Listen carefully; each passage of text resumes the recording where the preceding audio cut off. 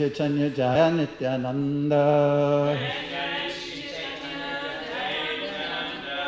Jaya Advaita Chandra Jaya Gaur Bhakta Vrinda. Jaya Jaya Sri Chaitanya Jaya Nityananda. Jaya Advaita Chandra Jaya Gaur Bhakta Vrinda. Jaya Jaya Sri Chaitanya Jaya Nityananda. Jaya Advaita Chandra Jaya Gaur Bhakta Vrinda. Jaya. Today we're reading from the Chaitanya Charitamrita, Madhya Lila, chapter 18, the Lord's visit to Sri Vrindavan, texts 4 through 14. Arite Radha Kundavata Puche Lokastane Keha Nahi Kehe Sangara Brahmanana Jane. Sri Chaitanya Mahaprabhu asked the local people, "Where is Radha Kund?" No one could inform him, and the Brahmin accompanying him did not know either. Tirtha Lupta Jani Prabhu Sarvagnya Bhagavan Duidani Kshetra Alpa Jale Kailasnan. The Lord then understood that the holy place of Radha Kund was no longer visible. However, being the omniscient Supreme Personality of Godhead, he discovered Radha Kund and Shama Kund in two paddy fields. There was only a little water, but he took his bath there. Text 6. Deki sabha gramya lokyara vishmaya hailamana prema prabhu kare radha kundera stavana. When the people of the village saw Sri Chaitanya Mahaprabhu taking his bath in those two ponds in the middle of two paddy fields, they were very astonished. The Lord then offered his prayers to Sri Radha Kund. Shabha gopi hoite radha krishnara prayasi toite radha krinda priya priyara sarasi. Of all the gopis, Radharani is the dearmost. Similarly, the lake known as Radha Kund is very dear to the Lord because it is very dear to Srimati Radharani. Text 8. Yata radha priya vishnos tasya kundam priyam tata sarva gopeshi sarvaika vishnu tyanta galabha. Srimati Radharani is the most dear to Lord Krishna, and her lake known as Radha Kund is also very dear to him. Of all the gopis, Srimati Radharani is certainly the most beloved. Purport. This is a verse from the Padma Purana. Text 9. Ye kunde nitya Krishna radhikara sange jale jale keli kare tire rasa range. In that lake, Lord Krishna and Srimati Radharani used to sport daily in the water and have rasa dance on the bank. Se kunde ye eka bhare kare snan tanre radha sama prema Krishna kare dhan.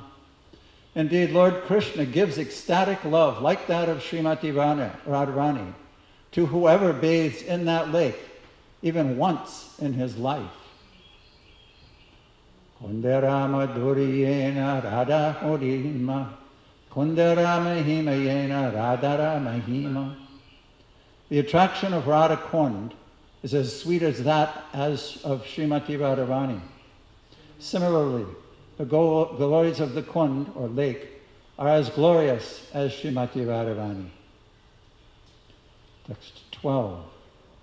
Shri Radheva Haris Tadiya Sarasi Prestari Bhutai Svargunaya Yasyam Sriyutam Aravindur Anisam Prityataya Kridati Premasmin Bhatarari Kevalabhate Yasyam Sakrit Stankrit Tasyavai Mahima Tatama Durima Kenastu Varnya Kshitu.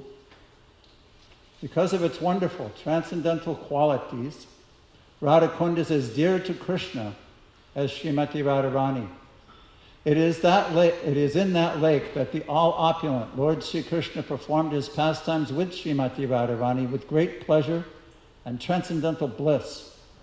Whoever bathes just once in Radhakund attains Srimati Radharani's loving attraction for Sri Krishna. Who within this world can describe the glories and sweetness of Sri Radhakund? Purport, this is a verse from the Govinda Lilamrita, 7:102, text 13. He mata stuti kare prema vistahana tere nitya kare kunda lila sanariya. Sri Chaitanya Mahaprabhu then offered his prayers to Radhakund. Overwhelmed by ecstatic love, he danced on the banks, remembering the pastimes Lord Krishna performed on the banks of Radhakund. Kondera murtika lana tilaka koila bhattacharya dvara mritika sangekare laila. Sri Chaitanya Mahaprabhu then marked his body with tilak made from the mud of Radhakund. And with the help of Balabhadra Bhattacharya, he collected some of that mud and took it with him. Om Jnana Timirandasya Gananjana Shalakaya Chakshurun Militam Jena Tasmai Sri Gurave Namaha.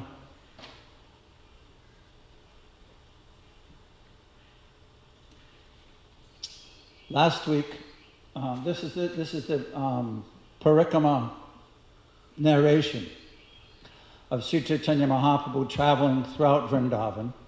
And last week we heard Pushkar Prabhu narrate how he came to Aritgram, where Aristasura had been killed. And Pushkar Prabhu read from Sarartha Darshini Vishwanath Chakrabarti Thakur's commentary on the 10th canto of that pastime of Arista. In his purport, Vishwanath Chakrabarti Thakur included the narration of the advent of Radhakund from the Padma Purana. Remember how after he killed Aristasura, the gopis wouldn't associate with him. So Krishna created the Kund, and then Radharani created her Kund, and that whole narration was already described. The week before that, I had explained about the Dham and service to the Dham, and how Krishna's transcendental abode from the spiritual sky of Goloka Vrindavan actually manifests in the material world on this earthly planet. And we read from Brahma Samhita a description of that abode with the lotus flower, if you remember, and the different petals. And we discussed how Rupa Goswami, Lord Chaitanya had taught Rupa Goswami and Sanatana Goswami that there are 5 different characteristics of devotional service, or practices we can perform, categories of devotional service that are extremely potent, which awaken by performing them. They help to awaken, they nurture love for the Lord. Well, you can learn that verse. Sadhu Sangha, Harinama, Bhagavat Shravan, in hearing Srimad Bhagavatam, Mathura Vasa, living in Mathura, Sri Murtira Shradaya Sevan, and worshipping the deity. And we talked about how those those groups can be compared to the food groups: carbohydrates, proteins, fats, minerals, and vitamins. We all have seen those charts when we were children. So Lord Chaitanya, as he is traveling throughout Vrindavan, is specifically focusing on that aspect of devotional service and the importance of visiting the places of pilgrimage where Krishna performed his pastimes, meditating on those pastimes that took place there, and in this way learning and becoming absorbed in the moods of love that Krishna and his associates exhibit in the spiritual world. And by him manifesting them in this material world, they leave an example of how we can enter into those pastimes. We also talked about how Krishna's great-grandson, Vajra, after Krishna's pastimes, was the king of Mathura, and he established all these different places where Krishna had performed his pastimes. That was almost 5,000 years ago. So now, 5,000 years later, Lord Chaitanya has come to Aritgram, the place where Aristasura was killed, and he's asking, where is Radhakund? But over the course of those thousands of years, knowledge of all these places had been lost. So part of Lord Chaitanya's Leela is to experience the mood of Srimati Radharani, and the other part of it is to broadcast that love. So I want to, this is kind of like a sequel to the first class a couple of weeks ago, where we described Krishna's Dham manifesting in this material world. Here's the verse that we read. The super excellent station of Krishna, which is known as Gokul, has thousands of petals and a corolla like that of a lotus, sprouted from a part of his infinitary aspect, the whirl of the leaves being the actual abode of Krishna. We read in the purport how Baladev, one of his functions is to create an atmosphere out of service to Krishna so that he can perform his various leelas. That's the infinitary aspect. So on the cover of Srimad Bhagavatam, you remember that lotus flower. Then there's the Paravyoma and the Vaikuntha planets. And then there's a cloud where there's the material world. And that Dham from the spiritual sky manifests in the material world. Now, in text 5 of Brahma Samhita, there's a rather hidden understanding and description.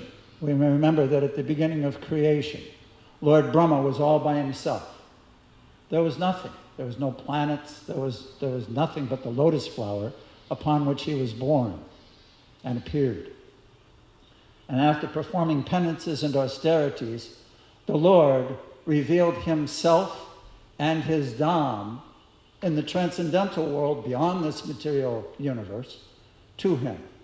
So Brahma is relating in Brahma Samhita his realization that Krishna bestowed upon him. This is text 5. There is a mysterious quadrangular place named Swetadweep surrounding the outskirts of Gokul.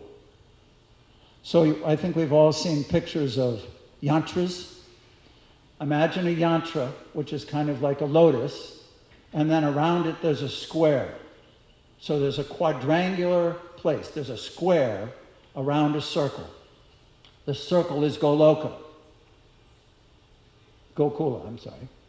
Swetadweep is divided into 4 parts on all 4 sides.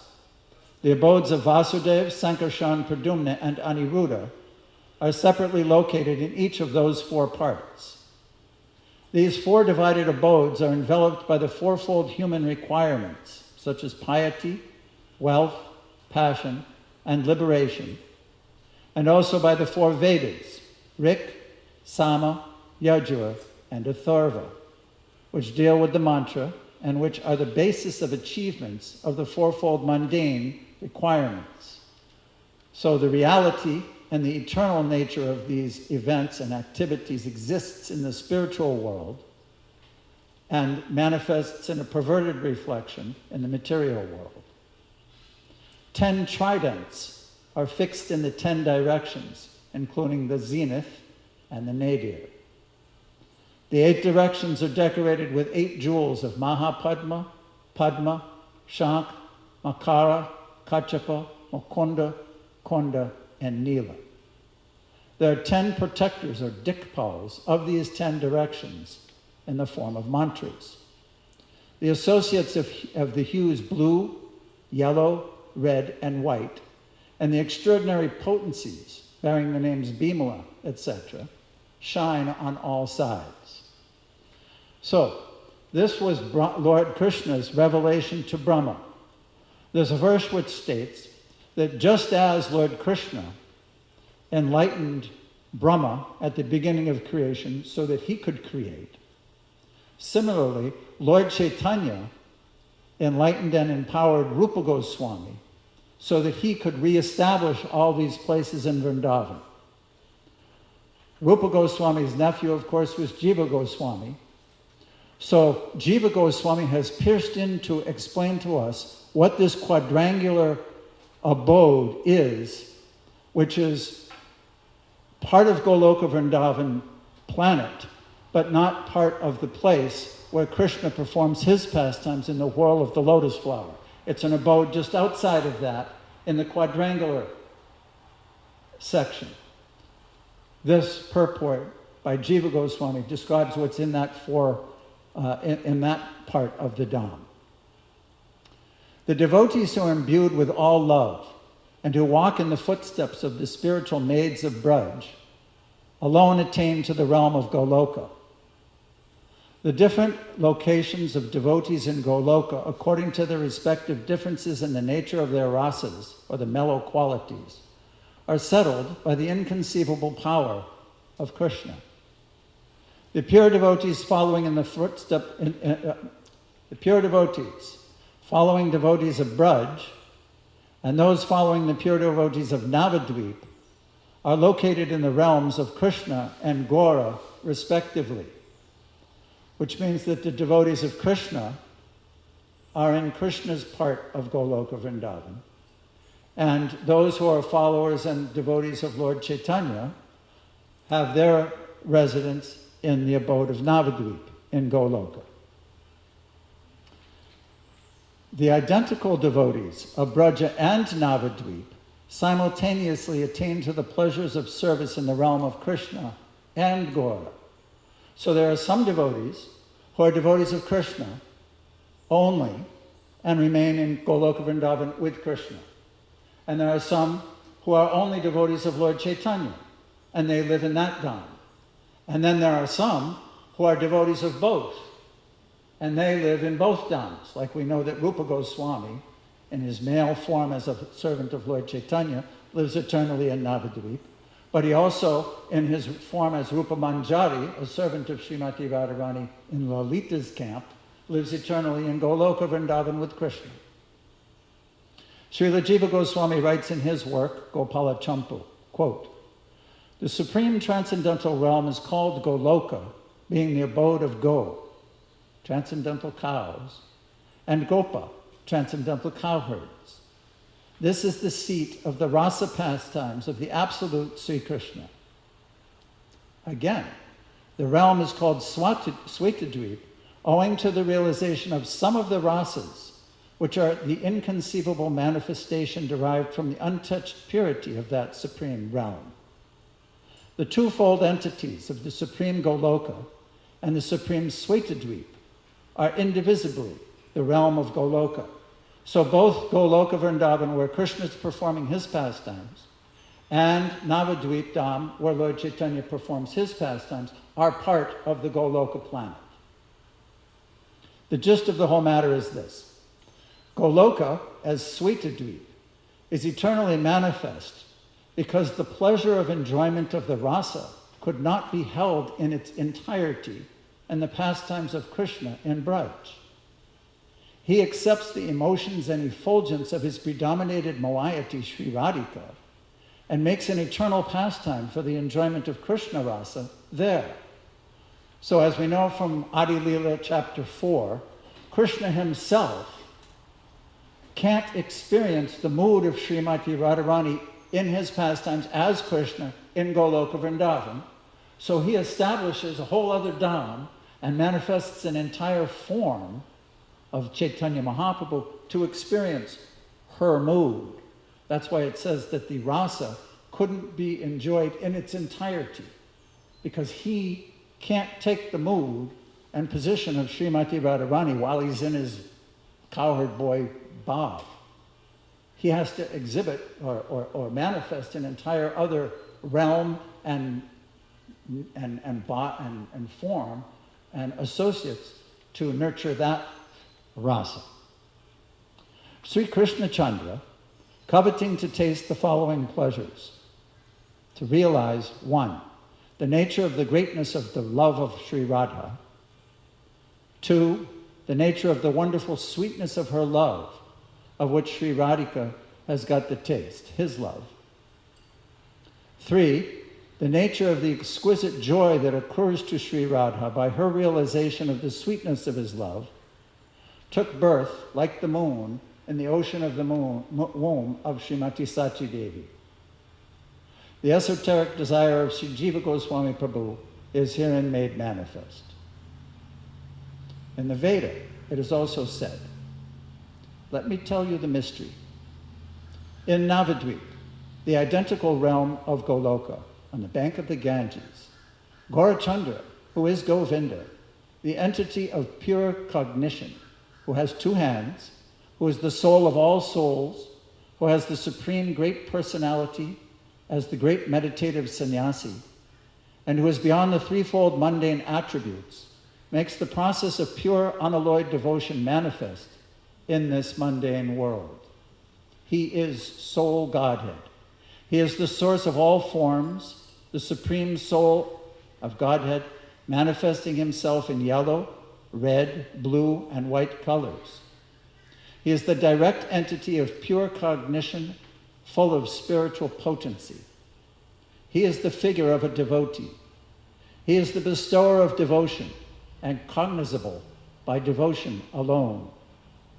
The selfsame Gaurachandra, who is none other than Krishna himself, in order to taste the rasa of the pastimes of Radha and Krishna in Goloka, is manifest in the eternal realm of Navadvip, identical with Goloka.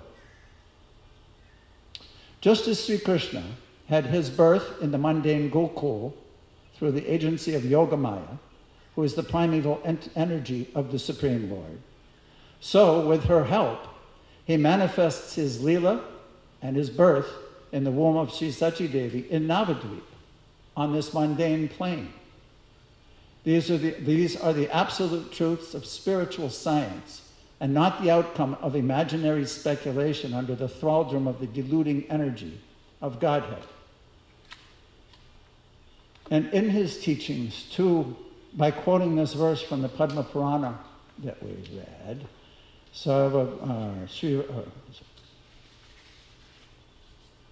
Yata Radha Priya Vishnu Tasya Kundam Priyam Tata Sarva Gopishu Saivaika Vishnu Atyanta Vallabha.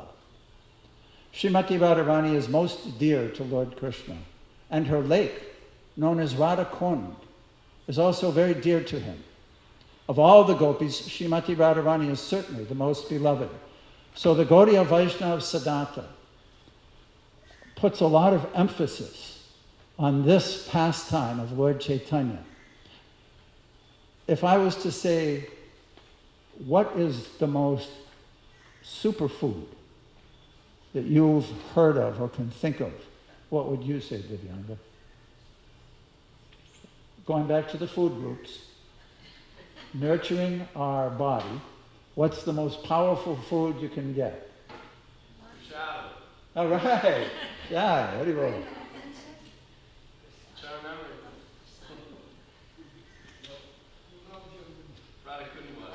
These are all spiritual foods. We're talking about mundane food like spirulina or something like that. They call them superfoods. Of all the different superfoods, spiritual foods, bathing in Radha Kund is explained by Lord Chaitanya. This is beyond our, who can understand simply bathing in a kund?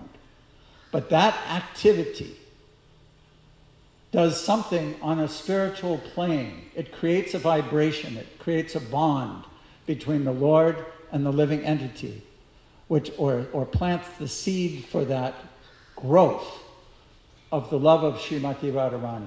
It says that one who bathes only once in this kund attains the love of the gopis. So that explains how Lord Chaitanya is manifesting, and now it's really unique, is that from that abode where he never, Lord Chaitanya and Krishna in Goloka Vrindavan never meet. That would be a rasabhasa. Lord Krishna has his pastimes in that whirl of the lotus flower, and Lord Chaitanya has manifest eternally in Navadvip, which is a separate section or part of the Dham, which is separate. It's not the same. But here, that entity, Sri Chaitanya Mahaprabhu, is in Vrindavan at Radha Kund and reestablishing the Kund. So that's part one of today's class. Part two is what happened after this. What happened between then, when it was just a paddy field, and what we see now. So I'll read some different history of the excavation and development of Radha Kund. Oh, actually, wait a second. I'll tell you. Thanks. Having spent years serving Lord Chaitanya at Puri, Raghunath Das Goswami arrived in Vrindavan just after the Lord's disappearance, which occurred in the year 1534. Feeling intense separation from Lord Chaitanya, Raghunath Das had decided to end his life by throwing himself down from the top of Govardhan Hill. But he first desired to have the darshan of both Rupa and Sanatan Goswamis in Vrindavan. Seeing Raghunath's sorrowful condition, Rupa and Sanatan consoled him by accepting him as their third brother, requested him to spend the rest of his life performing bhajan at Radha Kund. Rupa and Sanatan had reasoned that since Lord Chaitanya personally had given his own Govardhan Shila to Raghunath, along with his own set of Gunjamala, sacred to Radharani, this was surely a sign that the Lord desired Raghunath to live near Govardhan Hill and worship Radha Kund. The Goswamis decided to appoint Raghunath as the custodian of Radha Kund and acharya for all those who wished to reside on her sacred banks. Following the advice of Rupa and Sanatan, Raghunath went to live near the sacred lakes and regularly circumambulated Govardhan Hill. Some years later, while performing his bhajan on the banks of Radha Kund, the idea of enlarging the kunds and building steps around them entered Raghunath's mind. At that time, the two sacred kunds were just muddy pools of water, about 12 feet in diameter, in the middle of two paddy fields. Devotees wishing to take a holy dip had to wade through the ankle-deep mud to get there. Here in the temple, I've made a slideshow and am showing images of Radha Kund. If you look at the top, we can see Radha Kund and Shama Kund. If you look at the top of the photo, you can see the paddy fields. That's more or less what it was like when Raghunath Das was living there. If you're at home and want to follow the images, it's a slideshow without any sound, but because I'm going to be reading as it plays. It's called Radha Kund Excavation on YouTube. It's two words, Radha Kund, because there's a lot of Radha Kund videos. It's Radha Kund Excavation, Alachua Temple class on my YouTube channel. Not yet. Raghunath visualized that in the future thousands of pilgrims would flock to Radha Kund to take their holy bath, and therefore to enlarge the kunds seemed a good idea. Raghunath then considered how much money would be required for excavation of these kunds. And then suddenly he condemned himself for allowing such a lusty thought to enter his mind and distract his bhajan. With increased determination, he again absorbed himself in meditation on the lotus feet of Radha and Krishna. That very same day, over 1,000 miles away at Badrik Ashram in the Himalayas, a wealthy merchant named Samarpan was on his way to give a large donation to the deity of the Lord, Badri Narayan. That night in a dream, Lord Badri Narayan came before that merchant and ordered him to give that donation to the devotee living at Radha Kund in Vrindavan of the name Raghunath Das Goswami, to be used as he so desired. Early the next morning, the merchant awoke in an ecstatic mood, having had darshan of Lord Badri Narayan in his dream, and started immediately for Vrindavan. Reaching the holy land of Vrindavan, the merchant Samarpan soon located Raghunath Das, who was sitting on the banks of Radha Kund, absorbed in his bhajan. After offering his respects, Samarpan handed a large donation of money to Raghunath Das, who at first flatly refused to accept it. But after hearing the merchant's story, astonished at the ways of the Lord, he relented and accepted the donation in humble gratitude. You can start now, thank you. Raghunath Das immediately called for Jiva Goswami from Vrindavan and asked him to purchase the 2 paddy fields where Radhakund and Shamakund were situated. On his arrival at Radhakund, Jiva Goswami immediately purchased the 2 paddy fields in the name of Raghunath Das Goswami. This event occurred in the year 1545. Work then started on the excavation of Radhakund under the personal supervision of both Raghunath and Jiva. During the digging, Raghunath Das discovered beautiful deities of Radha and Krishna buried in the mud. Raghunath Das handed the deities over to a local Brahmin to worship, and a temple was constructed on the western banks of Radhakund. These were the first deities to be installed at Radhakund. This temple became known as the Purana, which means old Radha Krishna Mandir. Further excavation revealed the original Kund, known as Kanchana Kund, created by Srimati Radharani and the gopis. The Bengali word Kanchana, or Kankon in Hindi, means bangle, which was used by Srimati Radharani to dig Radha Kund. Around this original Kund, Raghunath Das had many steps built on all 4 sides.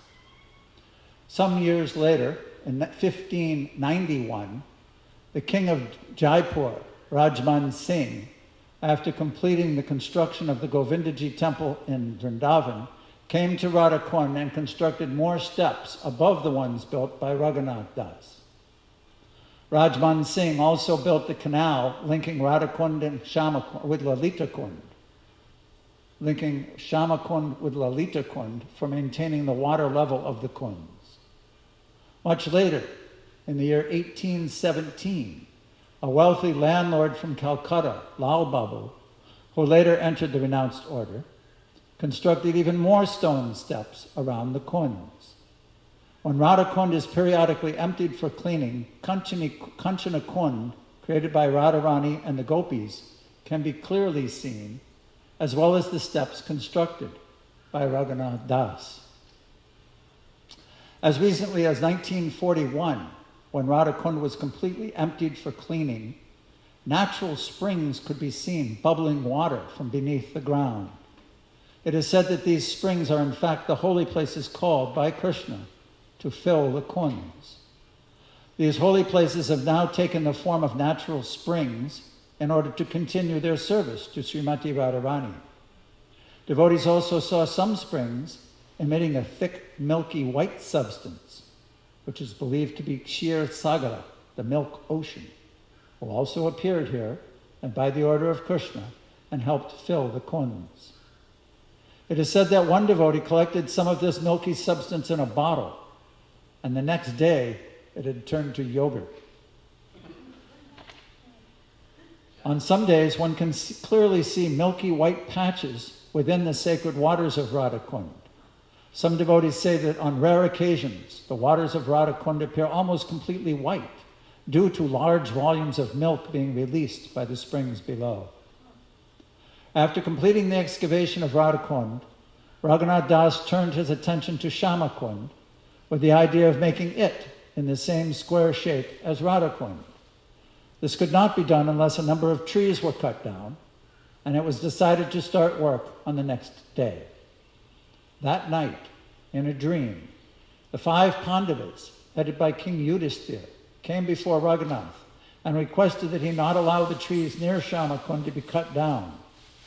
Yudhisthira explained that he and the other Pandavas were living in those trees and performing bhajan on the banks of Shama Kund. The next morning, before the work began, Raghunath instructed the workers that no trees should be cut down on that vacant area. It should be on the vacant area should be used to dig the kund. This accounts for the unusual triangular shape of Shamakund. During the excavation of Shamakund, the original kund created by Krishna's right heel was discovered. Encircling this kund, we can see the stone steps built almost 5,000 years earlier by King Vajranath, known as Vajrakund. After the excavation work was completed in the year 1554. Raghunath Das Goswami continued to perform his bhajan on the banks of the sacred kunds up until his disappearance in the year 1583. Raghunath Das personally set the highest standard of renunciation expected for all those who wish to reside at Radhakund. On the Vijay Dasami day in the year 1576, Raghunath Das Goswami handed over charge of Radhakund to Jiva Goswami, who became the next Mahant. Krishnadas Brahmachari, a disciple of Jiva Goswami, became the next Mahant after the disappearance of Jiva in 1608.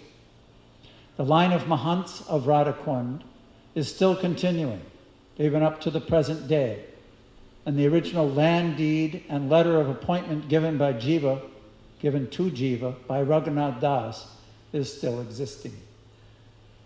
Hare Krishna, Radhakund ki jai. Any questions or comments? Can we get a microphone?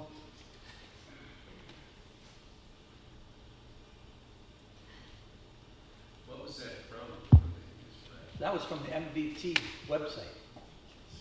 That was easy. Oh no. It took a little while to find it, but it was kind of, it was well done, it was well written, Very well researched. Yeah. I have a question.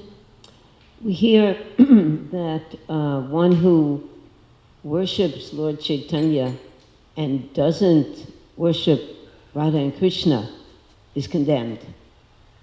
And one who worships Radha Krishna and ignores the worship of Lord Chaitanya, he's condemned. I read that in the Chaitanya Charitamrita. I don't have the quote where it is.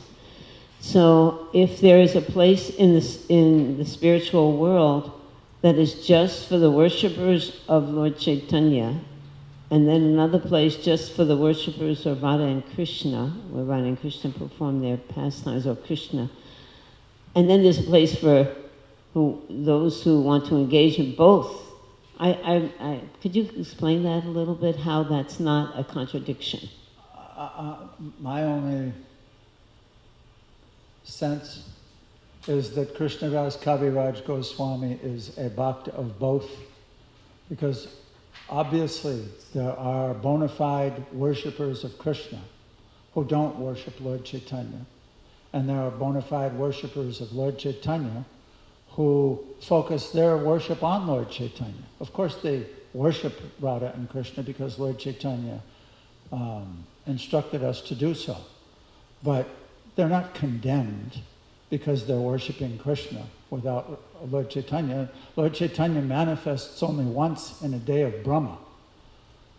So if someone at another time or in another sampradaya, like the Vallabhacharya sampradaya, or the Nimbarka sampradaya, or the Sri sampradaya, even the Madhvas worship Krishna. They have Udupi Krishna. They worship Krishna, but they don't worship Lord Chaitanya because their line is prior.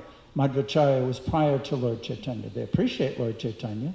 They accept him as part of their parampara, below Madhvacharya, after Lord Chaitanya. They don't accept him as the Supreme Personality of Godhead. Some may, but most don't. As far as I know, that's why Lord Chaitanya went there and argued with them. They were the Tattvavadis.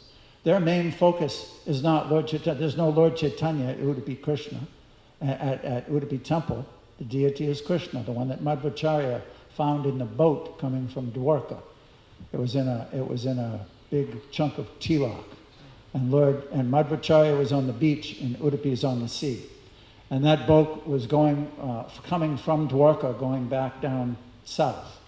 And because it had delivered its cargo in Dwarka, it had taken a whole bunch of clay from Dwarka as a ballast to hold the boat down as it traveled back south. And as that boat was going, in Udupi, it's kind of like if you see Hawaii, they have these little islands that stick up out in the middle of no place. All of a sudden, there's a little island, so there's rocks and islands off the coast of Udupi.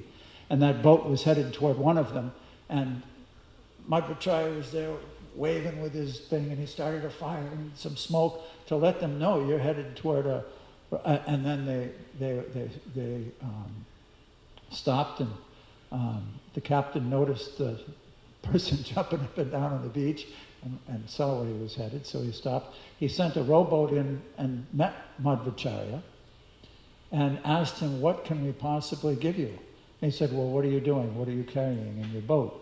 He said, we're just carrying clay from Dwarka. He said, well, I'll take a big chunk of that for my tilak. So they put a big chunk of tilak on the boat and they rowed it into the Udupi beach and gave it to Madhvacharya. And as they were bringing it, it cracked open and there was a deity inside it. And that's Udupi Krishna. So they're worshipping Krishna without Lord Chaitanya.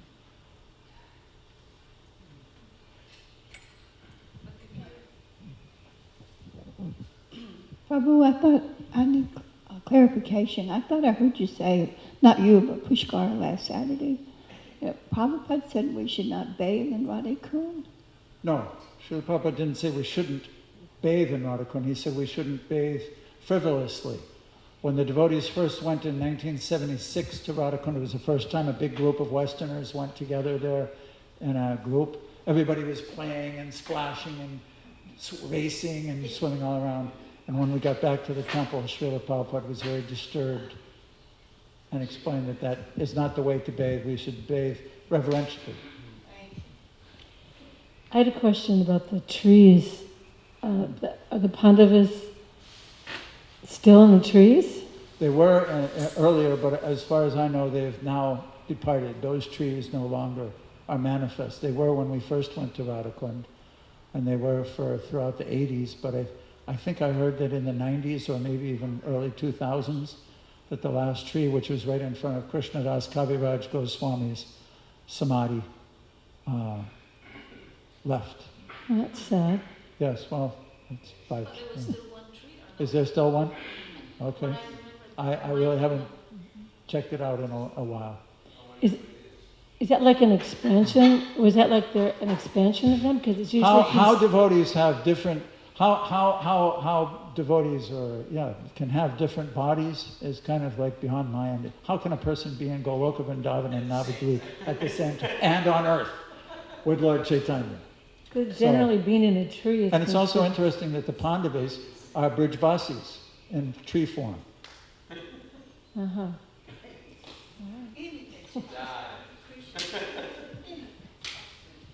Vabhanya Prabhu?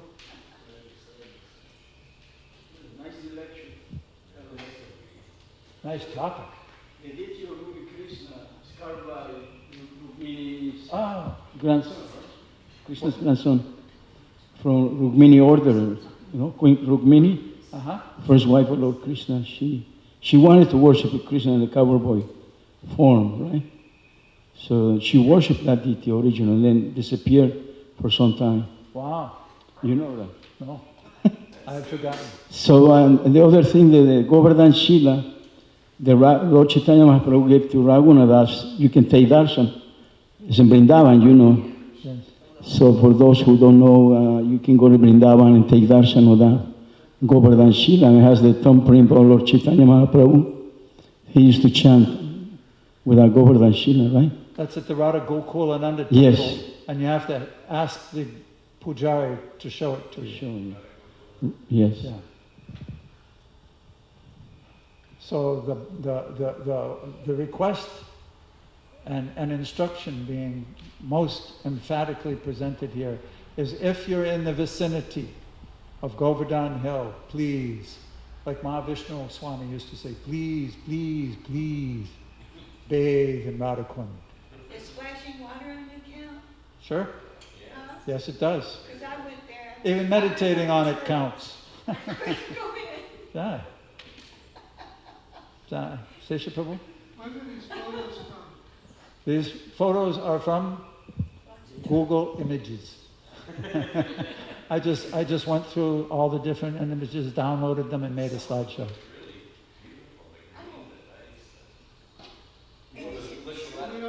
Oh, Madhumati? You don't know the dates associated with photos? 2009. If you go on YouTube, they even have movies of it.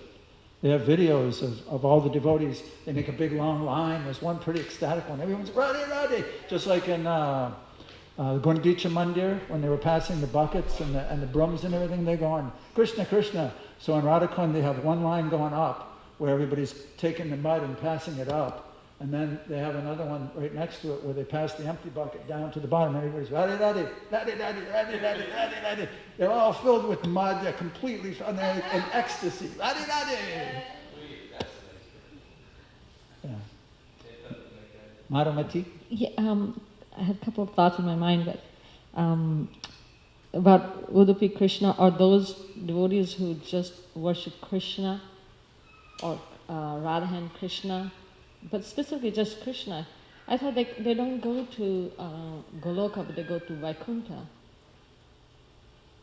It's Krishna. Is Krishna a cowherd boy with a flute and some butter in Vaikuntha? Okay, for some reason I had the understanding it was... And also the actually- Vallabhacharya, they worship Gopal.